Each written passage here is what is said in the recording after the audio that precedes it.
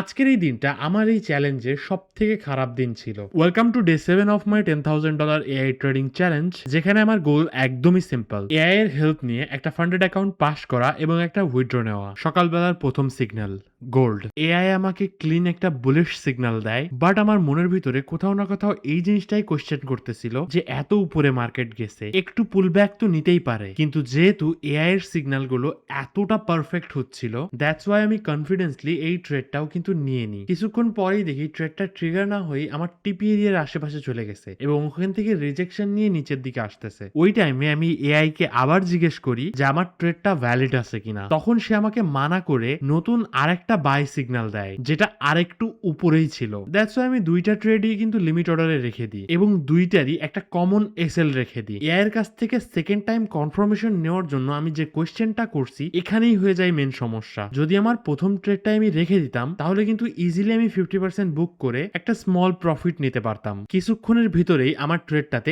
$100 মতো প্রফিট চলতেছিল। ওই টাইমেই কিন্তু আমি একটা জিনিস নোটিস করি যে একটা নেগেটিভ ট্রেন্ড লাইনও কিন্তু চলতেছে। হয়তোবা ওই ট্রেন্ডকে ফলো করে মার্কেট আবারও নিচে চলে আসতে পারে। আমি আমার সেলফ অ্যানালাইসিসটাকে একদমই পাত্তা দিইনি, বিকজ এআই অনেক ভালো সিগন্যাল দিচ্ছিল। এটাই হয়ে যায় ভুল। কিছুক্ষণের ভিতরেই আমার প্রফিটটা কমে লসে পরিণত হয়ে যায়। আর সত্যি বলতে এমন টাইমে অনেক বেশি রিগ্রেট হচ্ছিল, কিন্তু মার্কেট আমাকে রিগ্রেট হওয়ার একদমই সুযোগ দিইনি। কিছুক্ষণের ভিতরেই আমার এসএলটাও হিট হয়ে যায়। আমি অনেকটা ভেঙে পড়ি এবং আমি আমার ভুলটা বুঝতে পারি। পরে আমি আরো একটা এন্ট্রি নিই ইউরো ইউএসডি তে, যেটাও ক্লিয়ারলি আমার এসএল হিট হয়ে যায়। পরপর দুইটা এসএল হিট। 3 নাম্বার ট্রেডটা নেওয়া একদমই উচিত হবে না। এতে করে আমার সাইকোলজি নষ্ট হইতে পারে এবং আমি আমার চ্যালেঞ্জটা হারাইতে পারি। এজন্যই আজকের মতো ট্রেডিং ডেজটা এখানেই ক্লোজ করে আমি গেম খেলতে বসে যাই।